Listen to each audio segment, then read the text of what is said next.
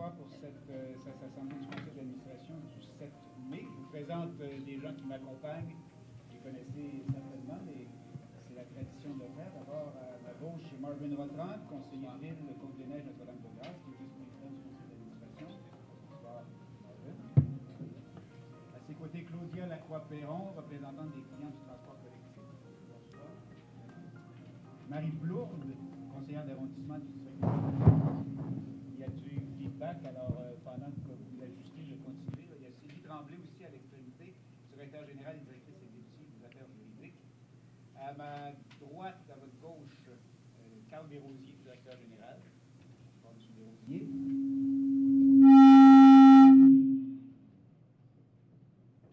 Un, deux. À ses côtés, vient s'asseoir Nathalie Pierre-Antoine, qui est conseillère d'arrondissement de Rivière-des-Prairies, Pointe-aux-Trembles. M. Francesco Miele, qui est conseiller municipal de district Côte de Yes et leader de la majorité. Bonsoir. Conseil municipal. M. Ed Janiselski, qui est maire de l'Art des Ormeaux. Et Mme Marie Turcotte, représentante des clients du transport à l'ABT. Merci à tous d'être là. M. Gagné et M. Parenteau ont dû s'absenter avec des engagements. Alors, comme à l'habitude, je vais vous parler brièvement de certains événements qui se sont déroulés depuis notre dernière rencontre, depuis le dernier conseil d'administration. Vous l'avez certainement vu dans les médias, la première voiture Azur est arrivée à Montréal. Le premier train, donc, est en train d'être assemblé, ou est assemblé. On procède actuellement à des tests statiques. Et éventuellement, dans quelques semaines, on va commencer à faire des tests dynamiques, donc, sur le réseau pendant la nuit et éventuellement pendant la journée. Donc, on aura l'occasion d'y revenir. C'est arrivé. Les 9 premières voitures sont arrivées. Le train est assemblé et les tests de qualification sont donc commencés. Je vous parle aussi des voies réservées. C'est une grande nouvelle. On va annoncer prochainement, on va commencer prochainement les travaux dans les 3 voies réservées dont je vais vous parler. Et certaines sont inaugurées très prochainement, notamment celle sur la rue Sherbrooke-Ouest. Pour ceux qui connaissent le coin, elle sera empruntée par la 105 et la 420 et par l'Express Notre-Dame-de-Grâce. Elle sera en opération du 420, c'est ça? Yep. Elle sera en opération pendant les heures de pointe. Elle sera partagée aussi par les bus et les taxis. On fera, en plus de la voie réservée, il y aura des feux prioritaires qui seront fonctionnels à l'extérieur des heures de pointe. Et ces mesures, cette voie réservée devrait permettre 18 000 déplacements avantagés, donc 18 000 déplacements quotidiens devraient se faire de façon plus fluide grâce à cette voie. Il y a aussi une voie réservée sur Grenet, qui est dans Annecy-Cartierville et aussi dans l'arrondissement Saint-Laurent. Je veux mieux te parler très fort, puis ça va régler le problème, mais ça ne se rendra pas jusque sur le web. Alors, tu veux ça? Ça va. Le micro de Marvin. Le mien comme ça.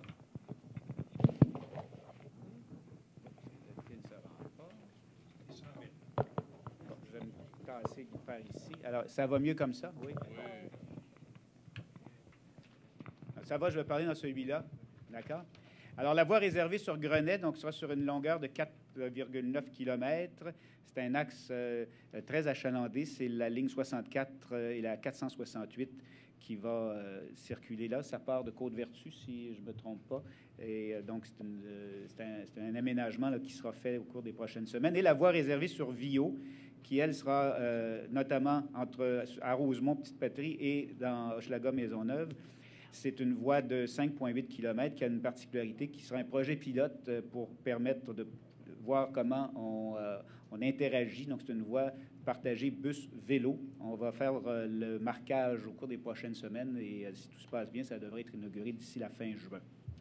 Également, pour ceux qui se promènent un peu dans l'ouest de l'île, des voies réservées, à celles-ci, on ajoute des mesures préférentielles qui vont permettre la circulation des bus sur l'accotement de l'autoroute 40 dans l'ouest, donc direction est et direction ouest, entre le boulevard Cavendish dans Saint-Laurent et le boulevard Saint-Charles à Kirkland. Donc, c'est une assez longue distance et c'est en vigueur depuis peu. Et les bus peuvent circuler sur l'accotement, si je ne me trompe pas, quand l'autoroute est engorgée.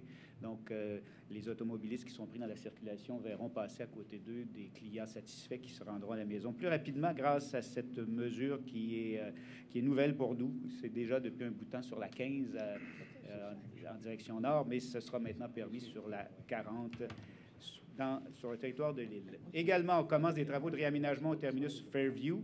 Ça commence au cours des prochains jours. On les fait au quai de la ligne 470 Express Pierrefonds en direction est. Et cette ligne est désormais desservie par des bus articulés. Donc, il a fallu réaménager les quais pour accueillir les bus plus longs. Il y a des mesures de mitigation qui seront mises en place pendant les travaux pour que la clientèle subisse le moins d'inconvénients possible.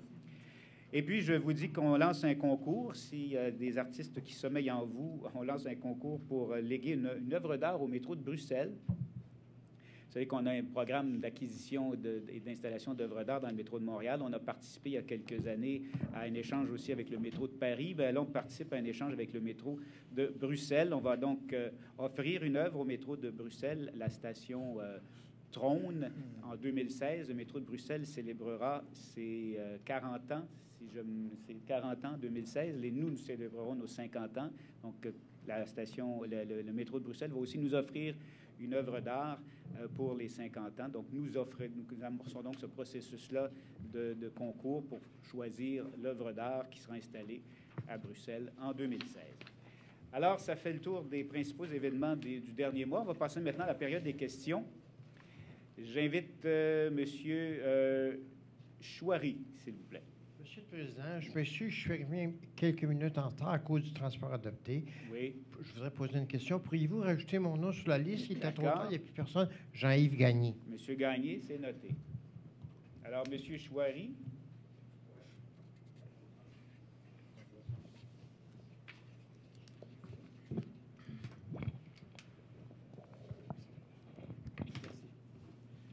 Donc, ces temps-ci, j'ai constaté qu'en montant les bus, on avait beaucoup de problèmes pour les skier d'embarquer ou de débarquer. Donc, vous allez me dire, oui, nous savons le problème, nous avons eu affaire à ce genre de truc. Mais je vous ai donné l'article du journal. Et donc, ce que j'expose dans le journal, c'est que même maintenant, certains des chauffeurs, je ne dirais pas, je dirais 1%, c'est peu, mais c'est quand même 1%, sans, comment dire, non seulement, je ne sais pas s'ils connaissent le règlement qui nous permet, nous, d'accéder dans le transport en commun, ça c'est primo. Secondo, on nous dit d'être courtois avec les chauffeurs, on l'est, mais la plupart ne le sont pas. Je me suis vu insulté par un chauffeur, par plusieurs chauffeurs. Là, j'ai dit un seul, mais heureusement, j'ai tout sur vidéo, comme on dit. Et là, ce chauffeur-là, en ayant voulu embarquer dans l'arrêt, qui m'était permis, une fois à l'intérieur, je dis bien une fois à l'intérieur du bus, je passe ma passe, qui est bien sûr ma passe mensuelle, et à l'intérieur, le chauffeur me dit, vous n'avez pas le droit d'accès. Je dis, écoute, si je n'avais pas le droit, tu ne m'aurais pas embarqué. Ça aurait été clair, j'aurais fait une plainte et puis ça, tout serait réglé. Mais le problème n'est pas là. C'est que le problème, j'ai aussi avisé le chauffeur que je débarquais à tel arrêt. Donc, je l'ai avisé primo. Je vais à l'arrière, j'appelle la STM, le service commentaire et plainte, pour savoir si j'ai droit d'embarquer à cet arrêt. On me dit qu'il n'y a aucune restriction, qui veut dire qu'il m'est permis d'embarquer. OK. Je pèse sur le bouton pour débarquer, le chauffeur ne me débarque pas. Je dis peut-être qu'il avait la tête ailleurs, tout ça. Je pèse, il grille l'arrêt. Je pèse pour le second arrêt. Il ne débarque pas. Il me débarque au terminus. Donc là, ça devient stressant. Si on doit vivre chaque jour des moments comme ça, c'est assez stressant. Et arrivé au terminus, je suis confronté à lui. Je lui dis, écoute, il me dit, non, moi, je n'ai pas à t'embarquer, ceci, cela.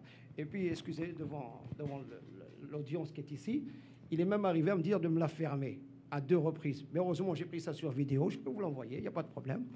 À 2 reprises, le chauffeur me dit ça. Et là, la situation devient critique. Je dis, mais je t'ai sonné une fois, je t'ai sonné 2 fois. Je t'ai dit de me débarquer, il ne voulait pas me débarquer. Donc, j'ai dit d'appeler le CO, il appelle la sécurité. La sécurité, ça ne me dérange pas. Le CO, ça ne me dérange pas. Il le prend à part. Le problème, soi-disant, il règle à l'intérieur. Quand on vient vers moi, je dis non, moi, je n'ai rien à cacher ou quoi que ce soit. Je raconte la situation, je fais une plainte. OK. Mais je sais que la plainte, elle a été bien transmise, tout ça. OK. Mais ce que je veux savoir, c'est que est-ce qu'on doit vivre à chaque instant ce genre de situation? Ça, c'est primo. Je paye une passe de bus à 79,50 $. Je n'ai pas un privilège, je la paye, ma passe de bus, OK? Je paye ma passe de bus. On va me dire, oui, mais il y a le transport adapté. Oui, mais si je veux acheter une pinte de lait, si je veux sortir avec mes filles, parce que j'ai 2 filles, si je dois sortir, aujourd'hui, ça me plaît de sortir parce qu'il fait beau, parce qu'il fait froid, je sais que le transport adapté, je ne vais pas l'avoir à l'instant même. Donc, j'emprunte le transport en commun. Sur 300 bus que j'emprunte par année, je dis bien sur 300, 200 ne fonctionnent pas. J'ai fait une plainte et j'enregistre... Parlez de la rampe d'accès? La rampe d'accès, j'enregistre la date, l'heure, le jour, le numéro de bus, et je demande à me faire rembourser 2 passes de bus. Il faut que ça passe par un truc juridique. L'avocat, combien il est payé? 200 $, 100 $, je ne sais pas. Il faut que ça passe par une administration, patienter, attendre, Bon. etc. Alors, Et une fois, excusez-moi, une fois arrivé à terme, après 2 ans, on me dit, on va vous rembourser une passe de bus. Non, c'est à prendre ou à laisser. Comment ça? Une dernière chose. ouais, parce On qu'il est y a capable beaucoup de d'éléments faire... dans votre question. Excusez-moi, mais, on est capable de faire des lumières, des trucs qui coûtent plus cher que ça, pour me remplacer 2 passes de bus que je pourrais dire que je mérite, parce que je n'ai pas emprunté ces transports-là. On me les refuse. Il y a quelque chose qui ne va pas, là. Moi, je comprends que vous avez fait une plainte au service de la clientèle suite à l'incident dont vous parlez. Ouais. Bon, la plainte a été entendue. Est-ce que vous avez... on vous a rappelé? On va communiquer avec vous? Oui, mais moi, je voulais que vous l'entendiez de votre Ouais. voix. Parce que moi, le fait de faire une plainte, et puis là, on dit non, ça reste, on ne peut pas vous dire qu'est-ce qu'il y a. Non, ça, je le sais. Je suis venu vers vous. Vous connaissez le processus. Bien sûr, parce que ce n'est pas la première fois que je tombe avec un chauffeur comme ça. Et j'en ai, excusez-moi le terme, il y en a, je ne raconterai pas parce que c'est confidentiel, mais j'ai eu affaire à vos avocats et Dieu merci, on s'est bien entendu. Il y a eu, on s'est D'accord. bien Mais vous entendu. comprenez qu'il y a un Mais ce que je veux processus dire- quand les gens vivent des aventures comme celles que vous décrivez. Oui, mais je les vis où souvent. on note, vous avez noté l'heure, vous avez noté le numéro de bus et Heureusement, tout. Donc, il y a un heureusement. suivi qui est fait auprès du chauffeur à ce Ouais, moment-là ouais. pour l'informer du fait que les gens peuvent monter à bord et qu'ils doivent descendre quand ils en font la demande aussi. Excusez-moi. En mesure où l'arrêt est... où on peut descendre en fauteuil roulant Regardez ça, d'un arrêt. regardez. Ça, je l'ai toujours avec moi, à 99%, sauf si je l'oublie à la maison. Bon. Ça, ça appartient à la STM, c'est ça, correspondance. Il est dit, excusez-moi. Écoutez, je vais... Juste une seconde, s'il vous plaît. Oui. Merci bien. Il y a beaucoup Parce de que gens moi, qui quand je vais veulent poser des partir, je questions. vais encore vivre cette situation. Alors, s'il vous plaît. Embarquement en tout temps de fauteuil roulant, triporteur et quadriporteur. Ça, c'est un quadriporteur, OK? L'embarquement de véhicules d'aide à la mobilité s'est récemment avéré problématique. Pour certains chauffeurs, des clients se sont vus refuser l'accès de leur véhicule dans un bus de service régulier. On adressé des plaintes, pas une plainte, mais des plaintes à cet effet. Aussi, il est important de préciser qu'en tout temps, un client qui utilise un véhicule d'aide à la mobilité possède lui aussi le privilège de monter dans un autobus. Aucune réglementation n'empêche l'accès à bord de ces véhicules. Aussi, le chauffeur se doit de tenter de procéder à l'embarquement du client, etc., etc. Le message a été transmis à l'ensemble des chauffeurs. Oui, mais l'ensemble des chauffeurs le font. Je connais beaucoup de chauffeurs. Ce que vous avez fait la bonne chose. Vous avez indiqué au service à la clientèle à quel moment c'est arrivé. Ça a permis, je présume, de notre côté, d'avoir une intervention auprès du chauffeur pour lui rappeler les procédures. Et si ça se reproduit à nouveau, je vous invite à faire la même chose. De notre côté, on peut sensibiliser les chauffeurs et leur rappeler le fonctionnement. Ça se produit. Au-delà de ça, on ne peut pas être dans chaque autobus. Donc, ce qu'on vous demande de faire, c'est ce que vous avez fait, ce qui est la bonne chose. Mais le fait qu'un chauffeur me menace, me disant je t'embarquerai la prochaine fois que je te vois dans la rue, je t'embarquerai pas, etc., etc. C'est la raison pour laquelle on vous invite à faire un commentaire spécifique sur la situation qui vous est arrivée. Et ensuite, on fait une enquête, on communique avec le chauffeur, on lui demande d'expliquer mais en tous les cas, ce qui s'est passé. comme je dis, moi, pour moi, je suis juste venu vous informer de cette situation. Je l'ai informé à l'option 4 qui est commentaire et plainte. Et je compte aussi aller un peu plus loin parce que le fait qu'on m'ait insulté, ce n'est pas... Vous savez, quand ça vient d'une personne qui, excusez-moi, peut-être qui n'a pas assez de trucs dans la tête, moi, je n'oserais pas faire ça, primo. Et qui ose me dire, je t'embarquerai pas la prochaine fois, secondo.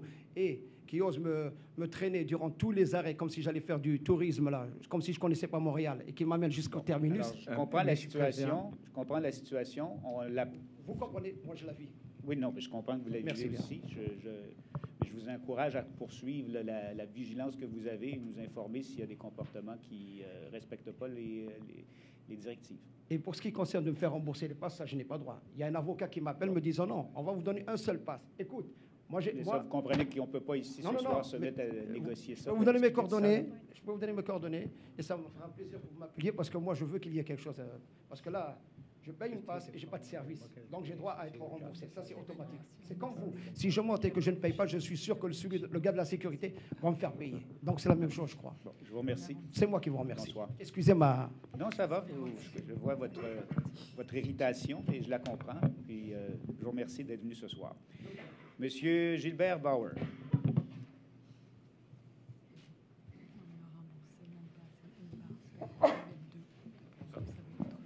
Oui. Bonsoir, Monsieur le Président. Bonsoir, messieurs, dames. Moi, je voulais soumettre j'ai une question à vous poser concernant maintenant le projet pilote que l'arrondissement Rosemont, la Petite Patrie, va mettre en place à partir de mai-juillet sur la Plaza Saint-Hubert.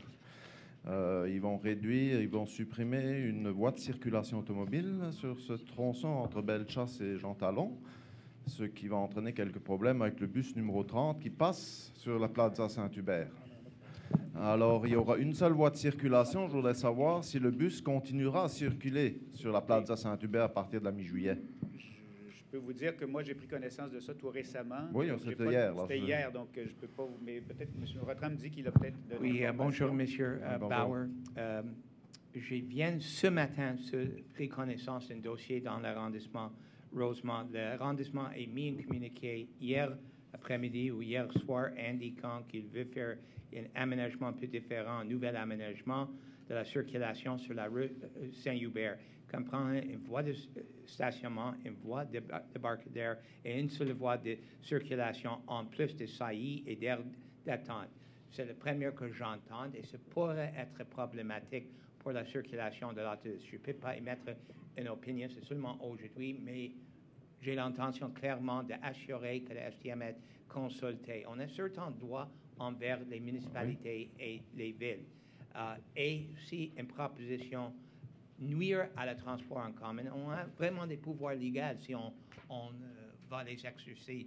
On l'a fait dans le passé, dans un ou deux cas. On préfère de travailler avec nos partenaires pour trouver des choses qui travaillent pour tout le monde. Je ne peux pas dire si on a été consultés ou non et ce qui est l'impact, mais je peux vous assurer, dans les jours qui viennent, on va être en contact direct si on n'était pas déjà avec l'arrondissement pour assurer que le service de transport en commun est maintenu pour les usagers. J'espère, parce que là, ça va créer de la congestion routière, là, cette affaire-là. J'espère que les gens de l'arrondissement qui sont en faveur du transport collectif ont pris ça en considération. On va les consulter pour... oui, il faudrait qu'on nous revienne là-dessus, parce que le bus, c'est très pratique qui passe sur ce tronçon de rue-là, pour justement... Je sais que ce sont des gens qui sont très... qui sont passionnés par le transport collectif, alors je suis certain que la réponse sera claire de leur part. Ouais, on vous en informera, on vous en informera au moment où on aura la réponse. Merci beaucoup. Il y aura un communiqué dans le journal ou quelque chose, ou est-ce qu'on faut revenir le mois prochain? Écoutez, je suis certain que ce sera précisé, là, puis que l'arrondissement fera les communications nécessaires au moment où ce sera lancé. OK. J'ai une autre petite question concernant les odeurs nauséabondes qui sont en permanence sur les quais du métro Beaubien. On a des odeurs d'égout en permanence, là. Alors, je voudrais savoir, est-ce qu'il y a quelque chose que vous allez entreprendre pour mettre fin à ce désagrément vraiment, oui, c'est un gros désagrément lorsqu'on est sur les quais du métro Beaubien. On m'a mis au courant de ça assez récemment. Actuellement, nos gens regardent qu'est-ce qui est la cause de ça. Mais c'est clair que c'est une odeur qu'on aimerait bien qu'elle disparaisse, puis on va prendre les moyens pour que ça se passe. C'est pas pour la première fois que ça arrive. Non, c'est arrivé dans le passé, mais là, ça n'a pas l'air d'être la même raison, mais c'est quelque chose qu'on est au courant, qu'on va aussi enquêter pour s'assurer de corriger. Parce que moi, j'ai remarqué ce problème-là depuis qu'ils ont changé les tuyauteries dans le sol, là, en arrière du métro, là, la tronçon de la rue là, qui était en arrière de station de métro. Là. C'est à partir de ce moment qu'il y a eu ces problèmes-là. Écoutez, on fait un suivi, et on est au courant, puis on va d'abord déterminer la source, puis éventuellement les solutions. Là, il faudrait que ça soit réglé parce que ça fait longtemps que ça dure. Là. Ben, je vous remercie. Merci. Une dernière petite chose. Vous avez droit à 2, mais je vous laisse une troisième si c'est rapide. Notre escalier à Métro Crémazie, il était arrêté pendant 1 mois. Hein. Tout le mois d'avril, il était arrêté. Il est reparti. Je ne sais pas pour combien de temps. Peut-être pour 1 semaine, 2 semaines, 3 semaines. Vous avez été entendu. Ben, je ne sais pas. Très bien. Merci beaucoup. Merci, Bonne soirée. Merci. Monsieur Roland Goujon.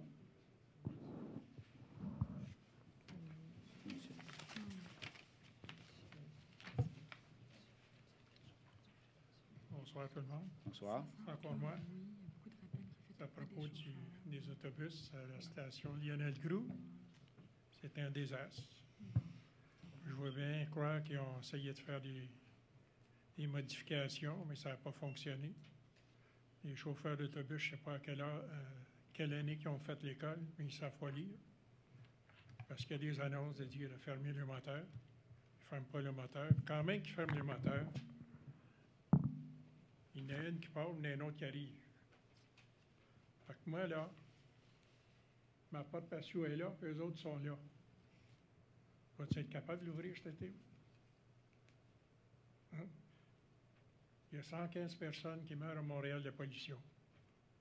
Vous avez 160 personnes dans la bâtisse où je suis qui est prisonnier de la pollution. Fait que les inspecteurs sont venus, mais ils restent dans les autos. Ils viennent dans ma maison. Le grondement de ces maudits moteurs-là, là, c'est pas trop. De 10 h le soir, le matin à 6 h 30, tu te fais réveiller, puis tout ça. Tu es prêt d'ouvrir ta fenêtre, ben, qu'est-ce que tu veux? Ils vont te dire déménage. Et vous savez qu'on a, vous l'avez dit vous-même, là, on a quand même fait des efforts qui ne sont peut-être pas à la hauteur du demande que vous avez, mais il y a quand même des efforts qui ont été faits. Regardez, samedi, il est venu 3 inspecteurs. Qu'est-ce qu'ils ont fait?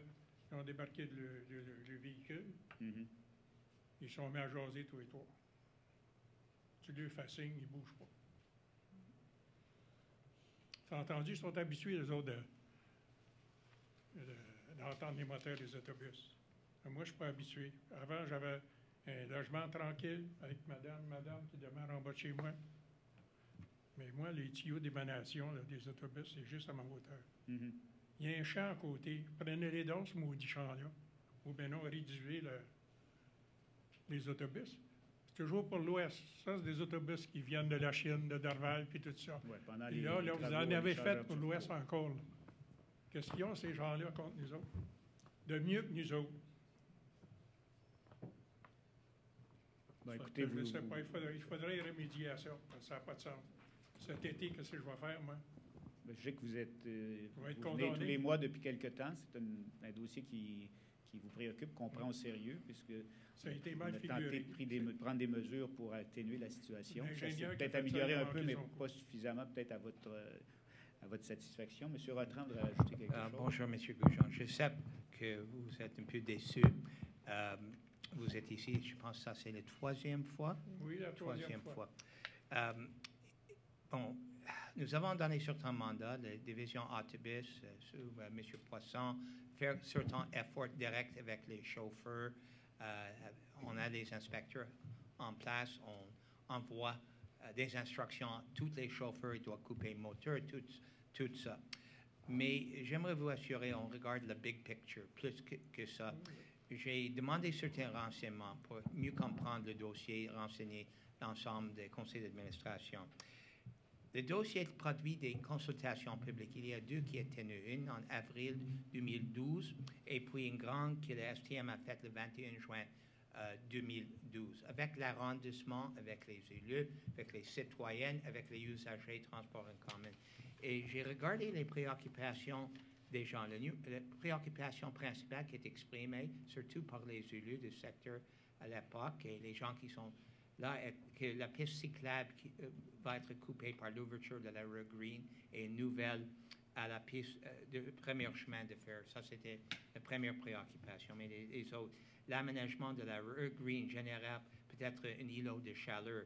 Pourquoi ne pas avoir favorisé un tramway? Sécurité de passage piéton qui se trouve derrière l'Église United était une préoccupation. Aussi, il y a quelques principes qui étaient de commun accord adoptés ce soir-là. qui indique que l'STM doit utiliser le terrain vide autour de la station Lionel Groulx pour les autobus en entente au lieu des rues, prioriser les résidents du quartier en créant une deuxième sortie de métro à l'ouest du site, résoudre un conflit potentiel entre les ambulances, les nouveaux autobus, le stationnement de visite de la maison Jean-Briand sur la rue de Salé et trois autres. Mais ce que j'ai constaté, toute la discussion était à l'extérieur de votre problème. Votre problème n'était pas vraiment soulevé. À l'époque, le consensus qui a amené le STM à faire ces gestes pour améliorer le transport en commun, à plaire les gens qui ont assisté, qui représentent les groupes communautaires, les élus, usagers de transport en commun. Donc, on a un bon record de faire ce qu'on va dire, on va faire. Donc, je regarde ça dans le contexte de cette consultation. Je vous demande seulement patience. Je ne peux pas vous jurer, on va solutionner comme vous voulez, mais on va trouver une façon de au moins le rendre vivable. Ce que je vous propose, et M.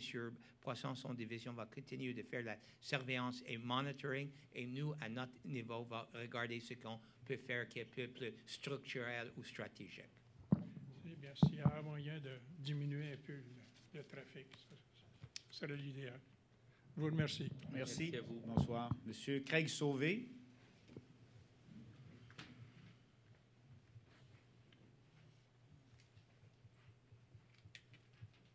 Bonsoir. Bonsoir à vous tous. Juste une petite note aussi. Je pense que il y a peut-être des solutions pour le problème que monsieur soulève. Aussi, j'ai mentionné peut-être d'aller voir avec les MTQ s'ils peuvent nous donner des fonds, vous offrir des fonds pour peut-être avoir des ressources humaines sur le terrain. Je ne sais pas si vous avez poursuivi cette solution. Peut-être aussi les affiches, ça serait intéressant pour les... J'ai noté qu'il y a une amélioration, là, mais si le monsieur, il est là tous les jours, il est ici parce qu'il y a un problème.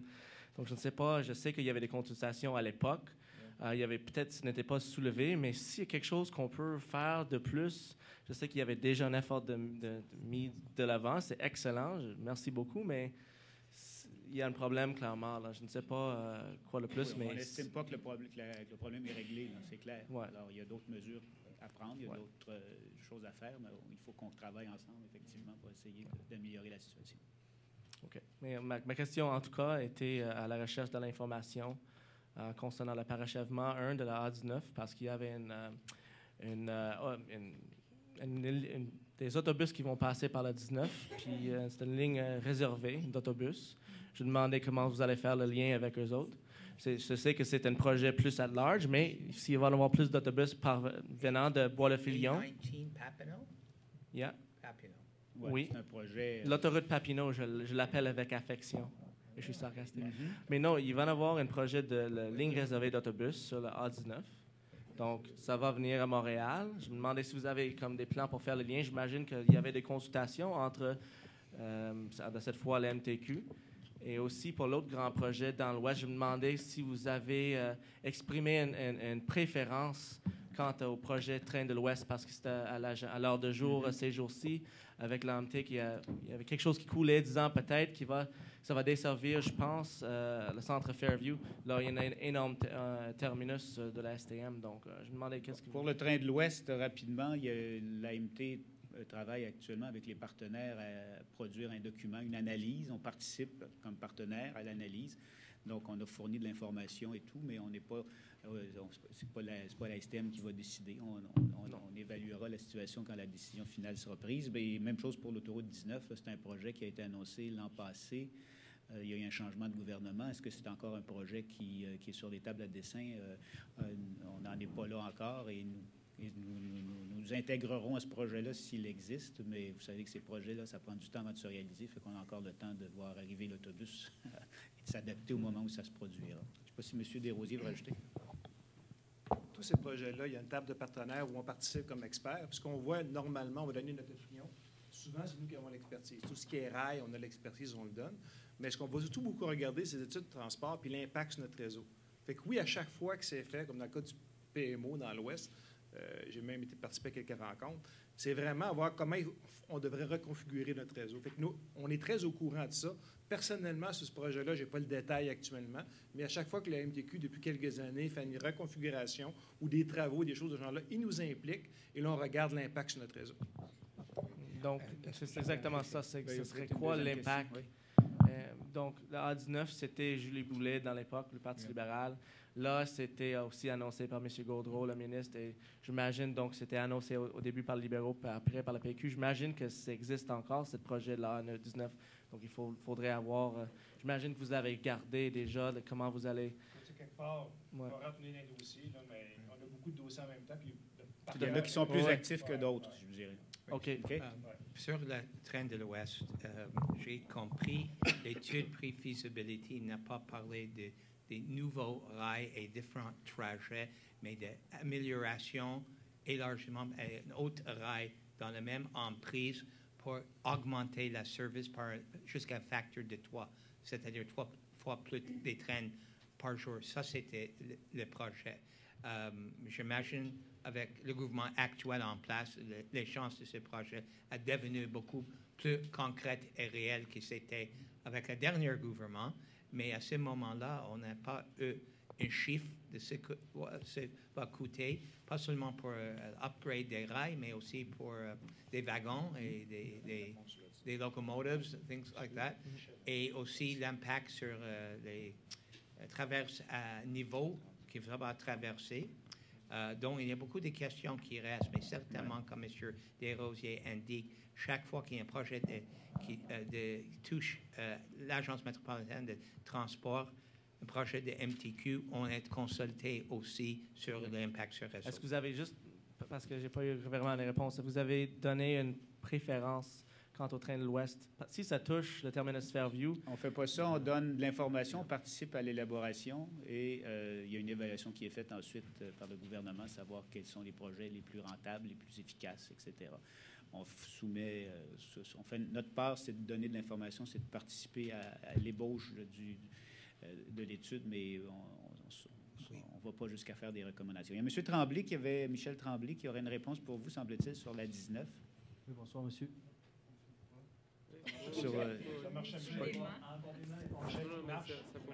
Il est là. Bon. En complément d'information, monsieur, par rapport à la 19, simplement vous dire que, comme nos élus puis M. Desrosiers vous l'ont dit, on est présent dans des comités. Pour ce dossier précis-là, il y a eu une rencontre il n'y a pas si longtemps. Il y a des gens de nos équipes qui se sont présentés, donc la STM est représentée là. Bien que ce n'est pas un projet pour lequel on est très directement impliqué en termes de modification, de bonification de nos dessertes de transport en commun, puisque là, on ne parle pas de dessertes sur le territoire de l'île nécessairement, c'est plus en amont. Donc, mais on est des partenaires, on est sur les comités, puis on travaille avec les gens là-dessus. À savoir, est-ce que ce projet-là va se continuer? Effectivement, on ne sait pas qu'est-ce qui va se passer, mais quand même, on est partenaire dans ça. Merci beaucoup. Merci. Monsieur Daniel Miville.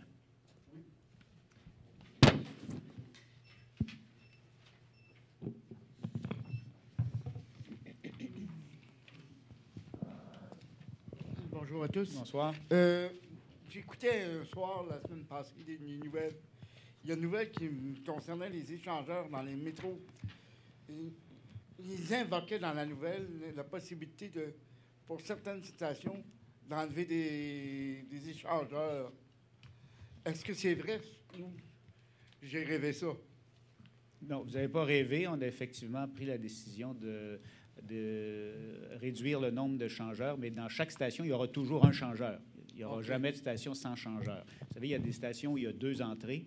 Oui. Alors, à certains moments, dans certains cas, à des heures de la journée où il y a peu d'achalandage, on va éliminer un poste de changeur. Je pense à Place des Arts, par exemple, le soir, la fin de semaine, il y a beaucoup de monde. On n'éliminera pas de poste de changeur, mais des moments de la journée où il y a moins de gens, ce sont ces endroits-là où on éliminera un poste. Mais il y aura toujours un changeur, il y aura toujours un employé sur place dans les stations où il y a 2 entrées. Les stations où il y a une seule entrée, il n'est pas question d'éliminer du tout de poste de changeur. Ça. OK. Est-ce que vous avez évalué l'impact sur l'achalandage dans les métros?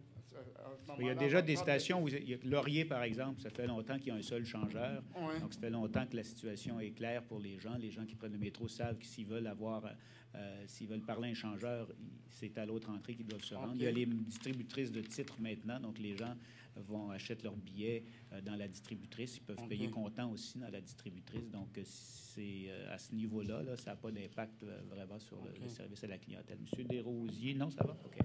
Ça vous convient? Ça me convient. Vous n'avez pas rêvé, mais c'était pas un cauchemar, quand même. Non. Maintenant, Monsieur Saponikov.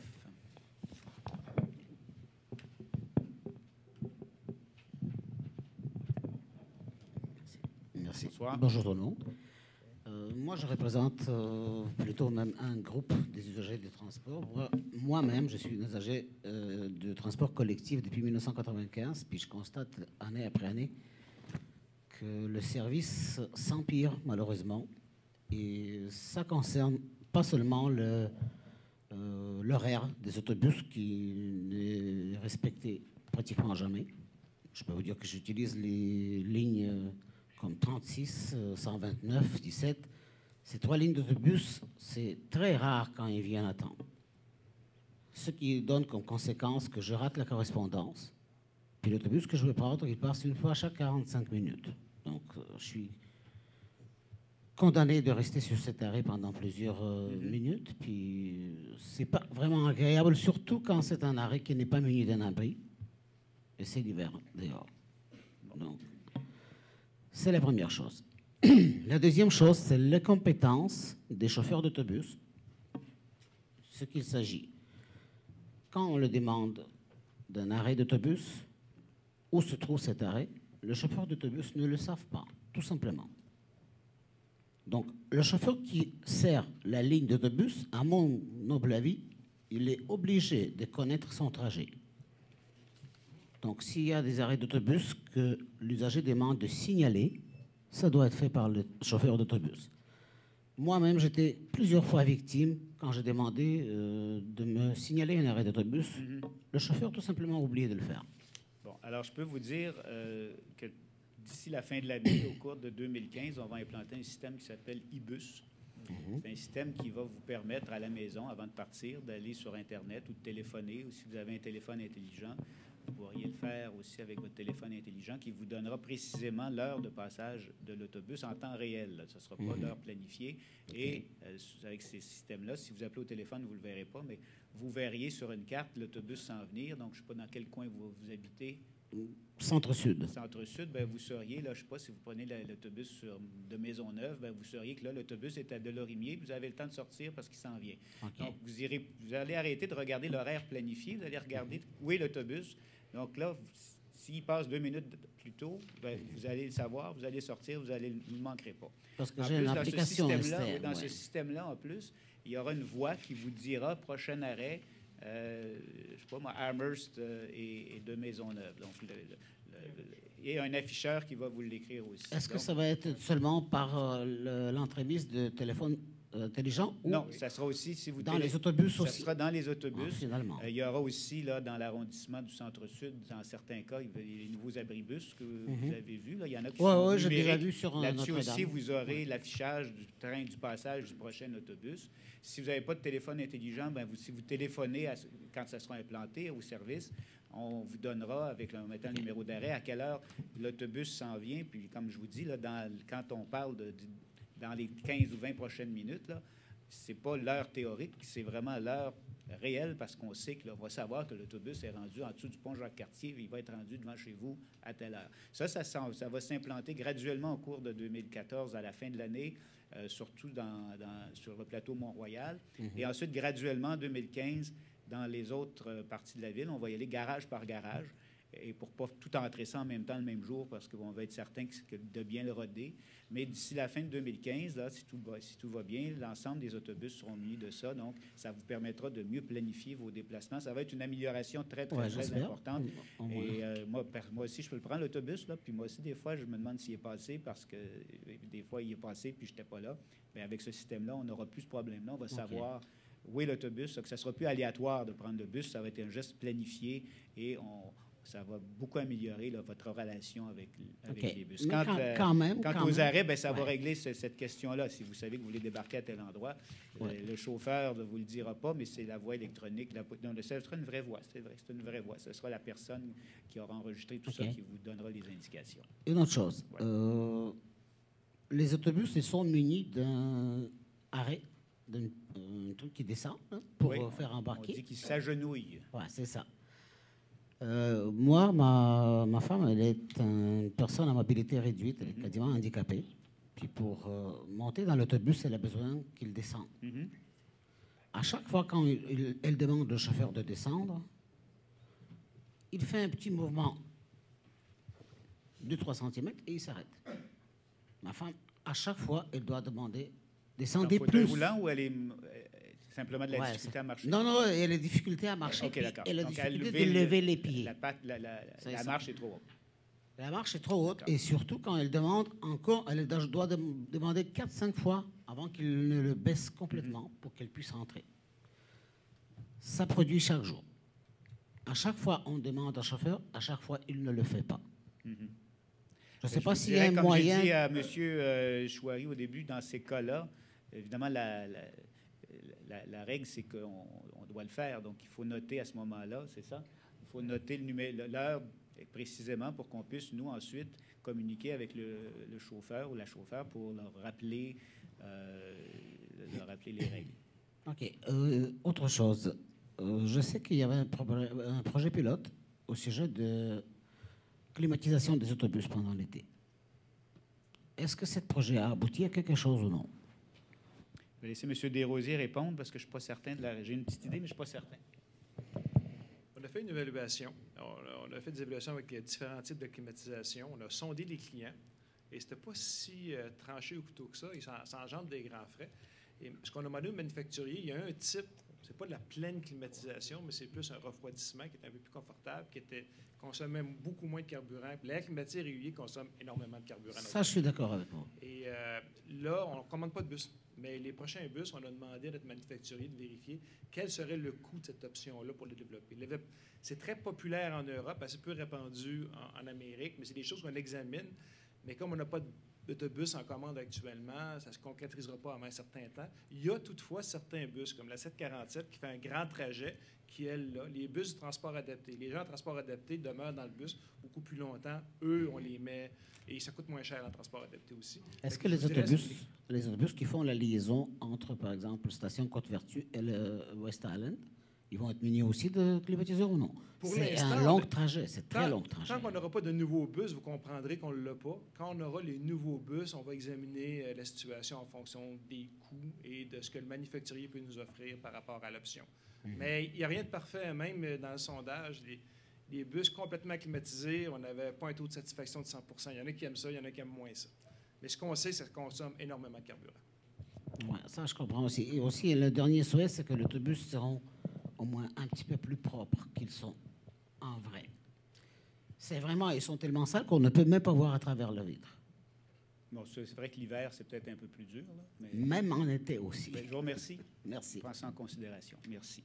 Monsieur Francis Lapierre.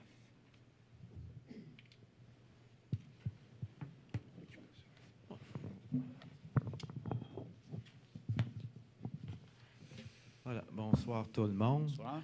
Je vous avais déjà entretenu d'une solution que j'avais vue. Là. Donc, j'ai vu votre article ici dans le 24 heures. C'est du jeudi 1er mai. OK? Puis, en dernier de l'article, il y a deux petits paragraphes concernant les bornes de recharge. Donc, vous dites... Ah oui, sur l'électrification des transports. L'électrification des transports et puis les bornes de recharge. OK?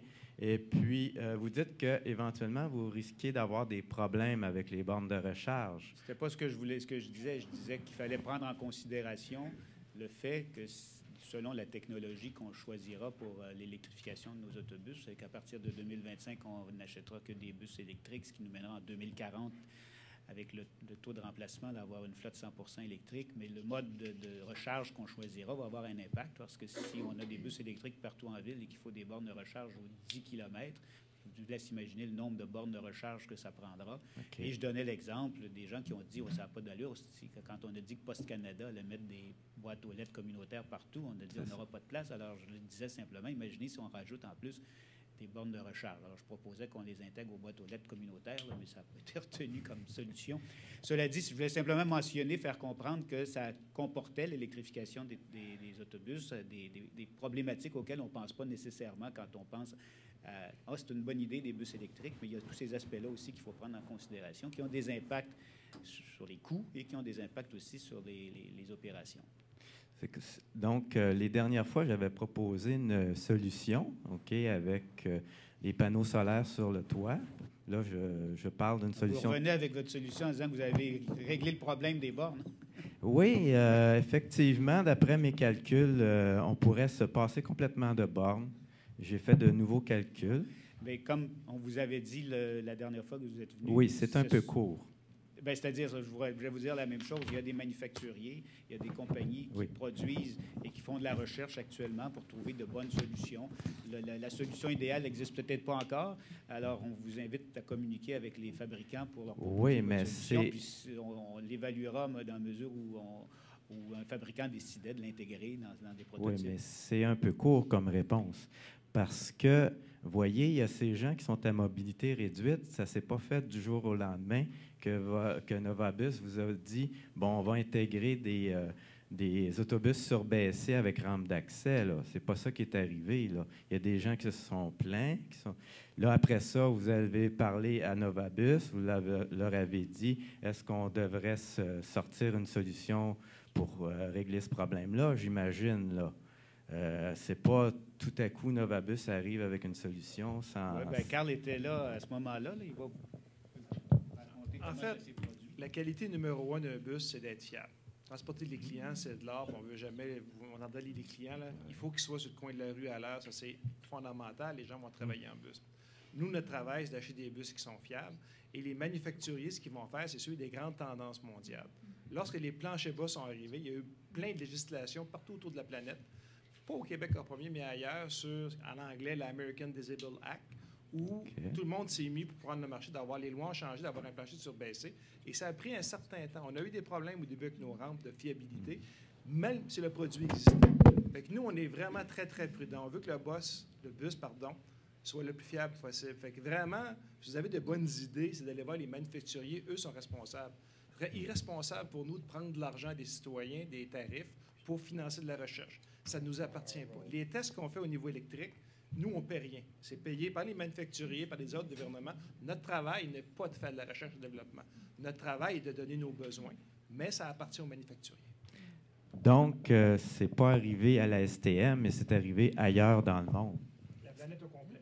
Oui, c'est ça. C'est qu'il y a des gens, j'imagine, à mobilité réduite qui se sont plaints, qui ont fait des pressions sur leurs sociétés de transport, et les sociétés de transport ont demandé à avoir des autobus surbaissés.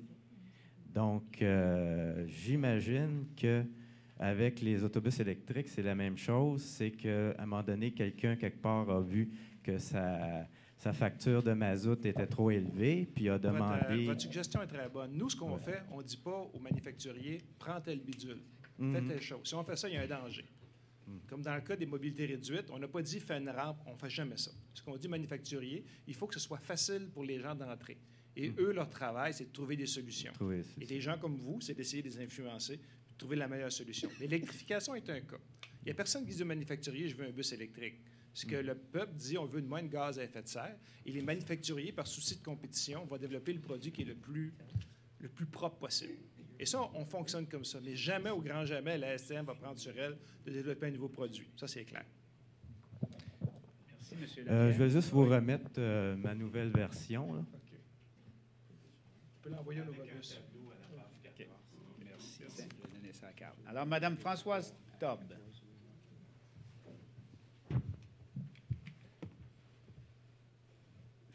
Taube? Mme Taube. Mme Taube.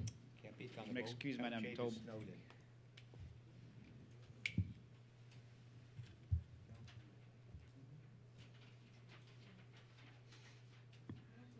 Bonsoir. C'est un commentaire que j'ai déjà fait c'était concernant les chauffeurs de taxi, mais là, c'est concernant les sociétés de taxi, les compagnies de taxi.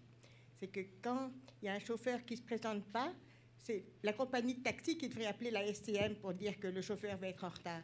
Pas à nous d'appeler. Et là, la STM dit on va contacter la compagnie va contacter le chauffeur. Ils savent très bien que le chauffeur va être en retard. Ce n'est pas la première fois que ça arrive. Et nous, on passe du temps au téléphone à attendre pour savoir ce qui se passe. Même dimanche matin, le transport est arrivé avec 3/4 d'heure de retard. Ce n'est pas la neige, c'est le chauffeur qui ne se présente pas. C'est la compagnie qui devrait prévenir la STM et pas à nous appeler et attendre pour se demander ce qui se passe. Je vais laisser Mario Gagnon, qui est directeur du transport adapté, vous répondre à votre question. Oui, bonjour, Mario Gagnon, directeur du transport adapté. Effectivement, vous avez raison. C'est à la compagnie de taxi de nous aviser. Et ils le font, dans la plupart du temps. Il arrive à l'occasion qu'ils ne le font pas. Et lorsque le client nous appelle pour s'être aperçu que la compagnie de taxi ne l'a pas fait, ils sont chèrement pénalisés. Alors, c'est au contrat. Merci. Merci. Merci, madame. Monsieur Marc-André Gadouri.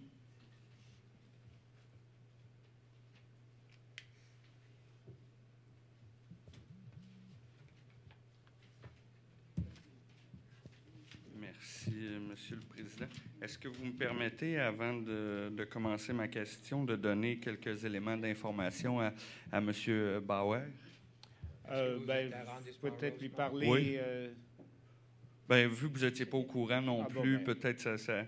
En fait, je peux vous dire par que... rapport à la voie... Oui, par rapport à la Plaza Saint-Hubert, oui. Je pensais que vous vouliez lui parler de l'escalier roulant à Crémazie. Ah, OK. Non, on va rester dans Rosemont, Petite-Patrie. Je peux vous dire, en fait, que la STM, comme institution, est au courant de la démarche. Je peux aussi rassurer M. Bauer et tous les usagers que le service d'autobus est maintenu et que c'est la ville qui se réunit ensemble pour bien planifier les travaux. On parle d'égouts, aqueducs et on ne veut pas revivre ce qui s'est vécu sur Saint-Laurent. Donc, la Société de développement commercial de la Plaza Saint-Hubert est là. Vous êtes là, la STM, le service de l'eau, le service du développement économique, l'arrondissement, bien sûr. Donc, merci de m'avoir laissé ajouter le complément d'information. Non, bien parfait. Je suis content de voir qu'on collabore et j'espère qu'on aura l'occasion de le faire à d'autres occasions, notamment quand il reviendra le temps d'implanter des voies réservées de mesures préférentielles pour autobus. Et des abribus, des choses. Et des abribus. C'est le sujet de votre question. C'est le sujet de ma question, d'ailleurs. Pour les voies réservées, j'ai bien hâte de voir les résultats du projet pilote sur VIO que nous faisons en collaboration, qui avait été refusé, je crois, il y a 2 ans par M. Réal Ménard, le maire de l'arrondissement Mercier-Hochelaga-Maisonneuve, qui était dans l'a maintenant accepté. Qui l'a maintenant accepté, là, donc c'est bon de voir qu'il y a une progression. Invité à l'inauguration, puis... le maire Croteau ira avec plaisir couper des rues. Corriger le tir. Je pense que M. Ménard n'a jamais essayé d'arrêter ce voie réservée partagée, mais comme maire de l'arrondissement, poser certaines conditions pour assurer la sécurité de l'ensemble des usagers. J'étais à la STM à l'époque, j'ai posé plusieurs questions à lui pour clarifier ses pensées qui étaient arrivées à l'entente qui est en place maintenant. Excellent. J'ai hâte de voir les résultats là, du projet pilote de voie partagée. Vous aviez bien vu par rapport aux abribus, c'est la question. En fait, la question principale porte sur la gouvernance et l'accessibilité universelle. En fait, il y a un protocole à signer avec les arrondissements là, dans le cadre de l'installation des abribus. Puis, dans un souci de reconnaître l'importance de l'accessibilité universelle, puis aussi... il y a une notion de sécurité aux intersections, notamment pour... le nouvel abribus peut, dépendant de son emplacement, être installé au détriment de la sécurité des piétons aux intersections si la visibilité qu'on tente de promouvoir puis comme concept important là, est mise en cause. Et... là, c'est un peu technique. Il existe le protocole, mais on n'a pas pu le modifier. C'est pour ça qu'à Rosemont, nous l'avons retiré de l'ordre du jour. Il y a quelques modifications que je vous ferai parvenir, là, mais notamment à l'annexe A, le point 1, toujours à l'annexe A, au point 12. Ici, on est vraiment dans l'accessibilité universelle là, et Donc, de mettre un point après personnes handicapées, puis supprimer la fin, là, dans le cas du point 12, la fin de la phrase qui émet un sauf. Vous pourrez déposer le document, puis on pourra le regarder. Le secrétaire de l'arrondissement est déjà en contact avec la STM comme institution pour ces modifications au protocole. Ma question, en fait, c'est entendez-vous négocier avec les arrondissements pour favoriser l'accessibilité universelle ainsi que la sécurité aux intersections? Bien, vous savez donc que l'installation des nouveaux abribus doit faire l'objet d'une entente spécifique avec chaque arrondissement. Est-ce qu'on doit, j'ai pas le détail là, du processus qui est suivi, est-ce qu'on doit discuter de chacun des abribus? Vous savez qu'on, dans la majorité des cas, on les installe là où il y avait déjà des abribus. Alors, j'imagine qu'on avait tenu compte de l'accessibilité universelle quand on les avait installés au départ et il n'y a pas de changement à cet égard-là. Les abribus, eux, ont été conçus pour permettre l'entrée et la sortie d'un fauteuil roulant aussi. Donc, on a tenu compte de ça. La localisation aussi, le sens de la porte, l'accès aussi a été déterminé en fonction de la circulation. Là, on ne fait pas sortir les gens du côté de la rue. S'il est trop près du côté de la rue, on les fait sortir de l'autre côté. Alors, je pense que chaque abribus sera pris en considération. Et je dois dire que les arrondissements et la ville a une juridiction que la STM n'a pas aux intersections et sur le domaine public qui n'appartient pas à nous autres. Et il y a deux choses que je peux penser tout de suite, c'est le déneigement pendant l'hiver pour assurer que les arêtes accessibles restent accessibles. S'il y a quelque chose qui survient ici, à ce salle, plusieurs reprises de notre usager, et qu'il pense parfois, il y a certains arrondissements qui n'ont pas bonne figure en déneigé. Je ne lance pas des pierres, mais je dis que c'est quelque chose qui arrive. Deuxièmement, l'idée de réaménagement de trottoirs à l'intersection et aussi marquage des chaussées pour assurer la sécurité de l'ensemble des piétons, ça relève de la ville et pas de la STM. Je pense que l'arrondissement Rosemont a même le mandat pour faire le marquage pour les 9 arrondissements d'Ancienne Montréal, dont on vous invite de prendre ces questions et effectivement pensez avec vos collègues de l'arrondissement comment vous pouvez travailler avec nous autres dans le contexte de l'accessibilité universelle à les arrêts d'autobus. Parfait. Je vous remercie à vous deux de reconnaître la compétence des arrondissements dans l'aménagement du domaine public là, qui est central dans ce protocole d'entente. Puis je suis content aussi de voir une ouverture quant à une négociation à la pièce parce que les réalités des arrondissements sont différentes. Et puis, présentement, le protocole a été négocié seulement à la Ville-Centre et il semblait difficile d'y apporter des modifications. Donc, je suis content d'y voir une ouverture. La question secondaire va porter plus sur la question de nuisances sonores, visuelles et même patrimoniales. Là. Et cette deuxième question-là me ferait vous demander, puis c'est une des modifications dans le protocole, qu'il y ait effectivement, abribus par abribus, une signature du maire de l'arrondissement, à Rosemont-Petite-Patrie, de l'arrondissement concerné, et qui permettrait de minimiser les impacts possibles, c'est ce que je vous disais, autant en termes de pollution sonore visuelle que patrimoniale, notamment... Je pourrais prendre comme exemple les abribus que pourrait qualifier de patrimoniaux au parc Molson. Il y aurait d'autres exemples. Là. Et permettez-moi peut-être de citer Luc Ferrandez par rapport aux nuisances sonores et visuelles, puisqu'il l'a vraiment bien exprimé. Selon les règlements du plateau, le rétroéclairage, c'est le cas des abribus mécaniques, a beaucoup plus d'impact visuel que les anciens abribus. C'est ce qui fait que le plateau exige un facteur de réduction de la taille maximale des enseignes lorsqu'il y a rétroéclairage. Et on parle ici d'un affichage commercial plutôt que publicitaire. Donc, il y a déjà un règlement qui limite ce rétroéclairage-là en temps de dimension que les abribus ne respectent pas. Donc, ma question, est-ce que vous êtes prêt à limiter l'installation dans les secteurs patrimoniaux, commerciaux aussi et naturels? est-ce que vous allez respecter les règlements d'arrondissement en termes, ici je vous ai fait celui de l'éclairage de publicité, mais aussi les niveaux sonores. Les abribus qui seront placés près d'une chambre à coucher ne respecteront pas les règlements d'arrondissement, le bruit dégagé par l'abribus. Donc, est-ce que vous vous engagez à respecter les règlements d'arrondissement en termes d'affichage et de nuisances sonores? Écoutez, on installe ces abribus-là depuis un bout de temps. On estime que pour la clientèle, c'est un avantage, surtout les abribus numériques qui permettront, quand je vous parlais d'ibus tout à l'heure aussi, de disposer de l'information en temps réel. Pour nous, ce sont des économies. Ça fait autant de bornes d'information voyageurs qu'on n'a pas installées, qui vont être installées par Québécois. En termes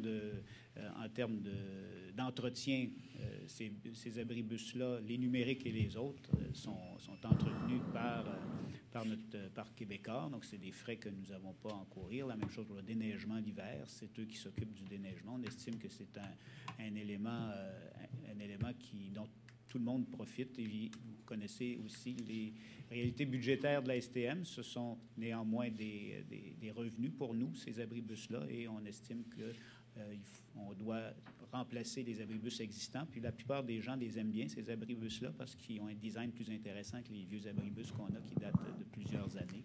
C'est un design qui a gagné des prix, d'ailleurs, et on estime que c'est un gain pour la clientèle. Monsieur le Président, avec tout respect, je dois dire que je ne suis pas d'accord avec notre collègue de conseil, que je ne partage pas son opinion que ces abribus représentent des pollutions visuelles et sonores.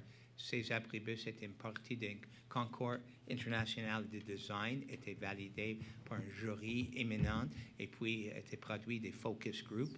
Et leur installation, celle qui est installée jusqu'à maintenant, a une bonne réaction de la population locale et la clientèle où on l'a mis.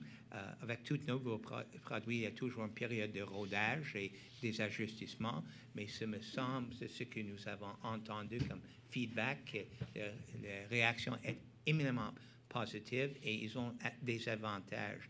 Pas seulement le remplacement de l'ancien parc des abribus, mais ajoute des nouveaux abribus dans les endroits où ils n'étaient pas nécessairement avant, qui attirent plus des gens à utiliser le transport en commun, favoriser le développement durable, un des grands objectifs de la Conseil municipal de Montréal.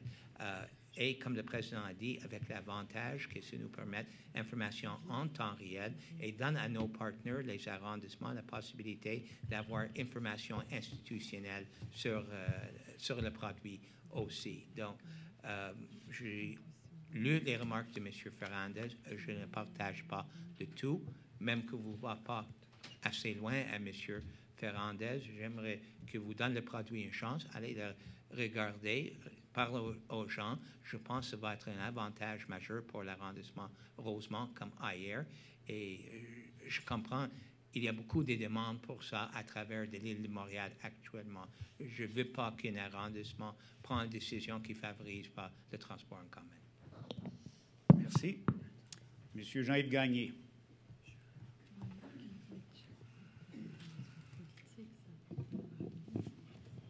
Bonsoir tout le monde. Je vais essayer d'être bref. Je vais vous parler de tarifs réduits. Autrefois, j'étais avocat. J'ai attrapé la sclérose en plaques. J'ai donc vendu mon Cadillac, puis j'ai acheté une cam pour voyager par transport adapté. Ça fait 15 ans que j'ai une carte 100% du temps dans mes poches. C'était une cam autrefois, on n'y a plus maintenant. Parce que j'étais un bon client, la STM me donnait 3 privilèges. 1, la carte Opus m'est envoyée gratuitement. Deuxièmement, le mois d'août était gratuit. On me donnait un mois gratis. Troisièmement, on ne me donnait plus d'augmentation depuis 2012. Je payais encore 75 par mois. Je vais avoir 65 ans dans 2 semaines. Donc, je vais avoir une carte. 65. Vous avez l'air d'un jeune homme. Ben oui, mais je vais avoir 65 ans. Je vais avoir donc droit à une carte à tarif réduit. Mais là, je perds tous mes privilèges. Deuxièmement, depuis 15 ans, Telmatic, qui est le mandataire de la STM, prélevait 75 piastres. 79,50. Non, non. 75. Vous étiez à 75 $. Moi, je payais à 75. Avec ma carte de crédit. Et puis, je m'en occupais. Preniez-vous le 15 % de crédit d'impôt fédéral aussi? Non? Ça vous serait revenu moins cher encore. Je m'en occupais jamais. Ma carte de crédit, c'était payé par ma carte de crédit. Et puis, là, ça ne marche plus. Là, avec la carte à tarif réduit, la carte ne peut pas être payée, être procédée par Telmatic. Telmatic ne s'occupe pas des cartes à tarif réduit. Il faut que ça passe directement par le TA. Et il faut que j'aille la faire charger à tous les 4 mois minimum. Est-ce qu'il n'y aurait pas moyen de vous organiser pour que Telmatic puisse... Je vais laisser Denise Vaillancourt. J'ai pas fini. Tu n'as pas fini? J'ai pas fini. Allez-y. Continuez. Je perds mes privilèges. Je voudrais bien les reprendre. Deuxièmement, je voudrais payer par carte de crédit et non pas courir au dépanneur à tous les 4 mois. Ça fait des années, ça fait 15 ans que je suis comme ça. Monsieur Vaillancourt, des Relations publiques, m'a déjà dit, m'a déjà présenté en disant « C'est notre meilleur client! » Ça fait 15 ans que j'ai une carte. Même quand je pars en vacances, j'ai été 2 semaines à Cuba là, au mois de mars. J'ai gardé ma carte, pareil, je l'ai payée pour le mois. Vous êtes un client exemplaire. Je vais laisser Mme Vaillancourt vous répondre. Allez-y, madame. Oui, en effet, on est sensible à cette situation-là. Il y a M. Desbiol qui est venu nous parler de la même chose. Et avec le contrat de télématique, on ne peut pas présentement ajouter les gens de 65 ans, mais c'est quelque chose qu'on veut faire au cours de l'année prochaine lorsqu'on va renouveler. Parce que le contrat est fermé comme ça. Par contre, qu'est-ce qu'on a offert à M. Desbiol? Le contrat, ça manque, voyons donc. Pas présentement, mais on va pouvoir le faire avec les clauses. Ça coûterait ça serait trop dispendieux. Mais on sait qu'on veut adresser cette problématique-là l'année prochaine pour offrir. En attendant, attendez, laissez-moi finir. En attendant, on a offert la même chose à M. Desbiol. On a un projet pilote pour la recharge à distance. Ah oui. Donc, vous n'avez pas à vous déplacer. Et ça, on l'a fait à inclure M. Desbiol dans le projet pilote. Donc, on vous offre la même chose. C'est sûr que vous avez besoin de le faire à tous les mois avec votre carte, mais à domicile, avec un petit bidule qu'on va vous passer. Donc, en attendant, ça serait la solution qui pourrait pallier avant qu'on puisse offrir le service. Le faire de chez vous. Il y a un autre problème. Et cette solution-là vous conviendrait-elle? Non. Non. J'ai fait des milliers de contrats dans ma vie, puis ça s'amende un contrat. On peut faire un contrat amendé demain matin. Ça se fait. N'est-ce pas, M. Tremblay? Ça se fait? Ça dépend des conditions. Ça dépend des contrats. Comme l'a dit, Mme Mais enfin, Sarko, en attendant qu'on amende le contrat, je des vous propose de participer au projet pilote de recharge à distance. OK. Ben, si j'ai pas Vous allez l'aimer, je le fais, moi, depuis 3 mois. Puis mes privilèges, on n'en a pas parlé. Alors, les privilèges, oui, monsieur va avoir la carte CAM à moitié prix. Vous aurez la carte vous CAM allez à moitié prix. avoir à moitié prix, à 40 de moins. 40%. Vous allez payer beaucoup moins cher votre CAM mensuel. Puis est-ce que je vais avoir le mois gratuit? Pas le mois gratuit, mais à tous les mois, vous allez avoir un rabais considérable de 40 Dernier point. La carte à tarif réduit qu'on m'a envoyée est absolument pareil comme la carte Opus régulière. Donc, vous avez le même âge sur les deux? Vous avez pas vieilli. Non, sauf la date d'expiration. Ma carte Opus expire le 30 juin 2020, puis la carte, supposément à tarif réduit, expire le 30 avril 2021. À part ça, c'est 2 cartes pareilles. Je vous demande de regarder. Mais je dis, quand vous allez avoir 65 ans... C'est la même photo à part de ça. La même photo. Ils ont pas photo dans leur dossier. Vous paraissez plus jeune sur la plus récente. Non, c'est la même photo, monsieur. C'est pas vous. Mais qu'est-ce que vous voulez dire, là? Je veux dire, quand vous allez avoir 65 ans, vous allez mettre celle de l'autre côté? Je ne sais pas exactement comment je vais procéder. Ce que je sais, en tout cas, c'est que j'ai appelé pour demander qu'on m'envoie une carte à tarif réduit, et puis on m'envoie une carte pareille. Est-ce que c'est normal, M.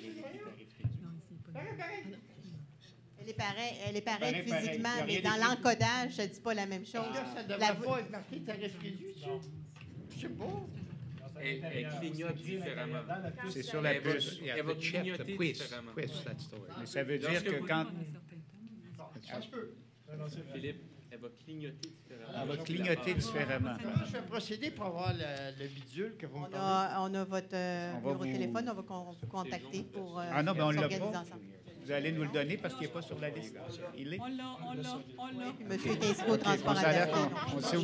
on sait où vous restez. Je pense qu'ils me connaissent. Je vais vous dire une dernière chose en passant. Ça sera tout après ça. Ça fait 10 ans que je viens ici, Oui. plus ou moins régulièrement. Des bouts de temps, je venais plus souvent. C'est la première fois que je viens sans mon triporteur. Oui. C'est la première fois que je viens en marchant. Félicitations. Je me souviens, oui. Toujours mon triporteur, mais ma santé s'améliore. Je fais beaucoup d'exercices pour ça. Et puis, je prends de moins en moins mon triporteur. Ben, bravo. Merci. Merci, M. Gagné.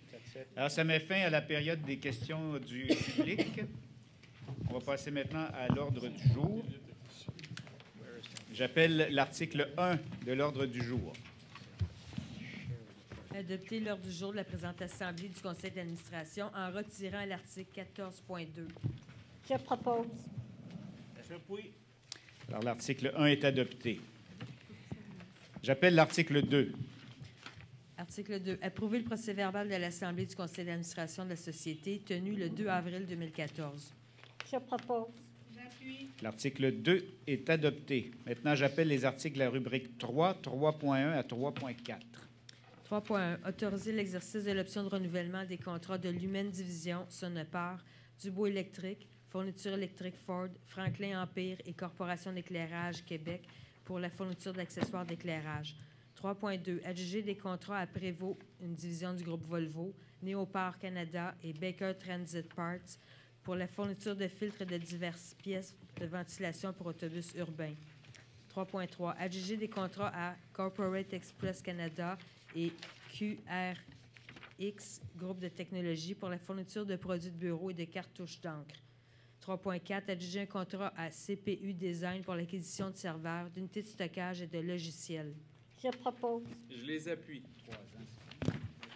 Je précise là, que le dernier contrat, c'est pour une période de 3 ans.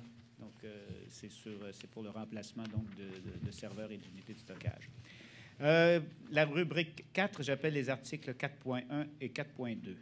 4.1. Adjuger un contrat à Télécom pour l'aménagement des centres de transport pour la couverture intérieure radio.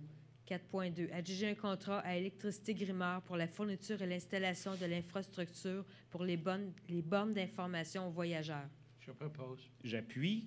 4.2, c'est lié au projet IBUS dont je vous parlais tout à l'heure. Donc, ce sont des bornes d'information qui seront de partout à travers le réseau qui permettront aux arrêts d'autobus et aux stations de métro, aux clients, aux usagers, aux clients, de savoir dans combien de temps passera en temps réel le prochain autobus.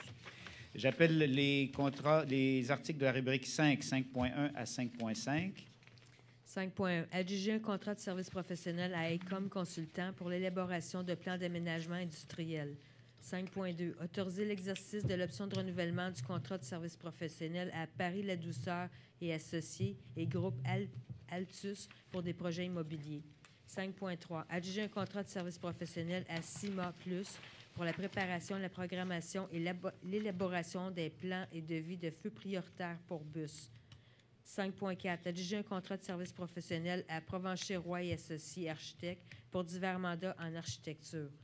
5.5. Adjuger un contrat de service professionnel à Boutillette Parizeau pour divers mandats en mécanique et électricité du bâtiment. Je propose. Je les appuie. Alors, les articles 5.1, 5.2, 5.3, 5.4 et 5.5 sont adoptés. J'appelle l'article 5.6. 5.6. Autoriser l'exercice de l'option de renouvellement du contrat de service professionnel de Deloitte pour l'audit des états financiers consolidés. Je propose. Appuyez. L'article 5.6 est adopté. Il n'y a pas de dossier dans la rubrique 6 ni dans la rubrique 7. J'appelle les articles de la rubrique 8, 8.1 et 8.2. 8.1. Adjuger un contrat à Géroplex pour la réfection de puits de ventilation naturelle. 8.2. Adjuger un contrat à Industrie Fournier pour la fourniture d'un lorry pour pose de barre de guidage. Je propose. J'appuie. Les articles 8.1 et 8.2 sont adoptés. J'appelle l'article de la rubrique 9, 9.1. Adjuger un contrat à Angélec Construction pour la réfection de l'édicule Parkade, station McGill. Je propose. J'appuie. L'article 9.1 est adopté.